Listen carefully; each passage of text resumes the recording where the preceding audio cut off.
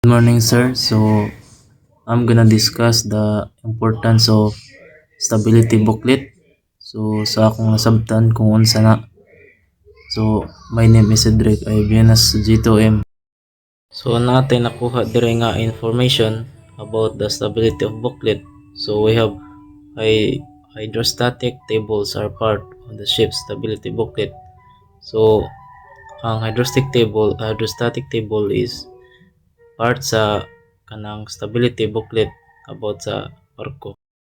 So, hydro hydrostatic tables are essential engineering documents for ships that provide numerical data detailing the geometric and hydrostatic properties of a vessel hull at various draft water levels. So, ang hydrostatic tables part sa usa ka stability booklet sa barko. So, the main draft is generally understood to be average of the forward and after drafts, but for accurate potential application like draft surveys, this mean of means is just one part of calculation. So, sa akong nasabtan ni ang mean draft mao ang average nga kalawmon sa barko ug sa tubig. Kasagaran kuhaon kini pinagi sa pag-average sa forward sa draft sa atubangan ug draft sa likod.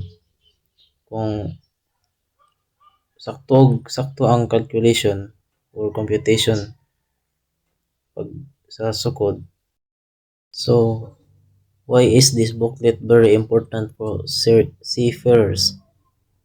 So, akong explain na sir, importante ang stability booklet sa mga seafarer kay mao kini ang naghatag og balanse ug pagluwas sa mga crew. So bisan pa unsa kahimtang sa dagat, safety jud ang mga seafarer tungod sa stability booklet. Ug ang stability booklet maghatag pud nimo og knowledge about sa mga sukod sa barko o mga balanse sa barko. So naghatag nimo og tabang ug safety.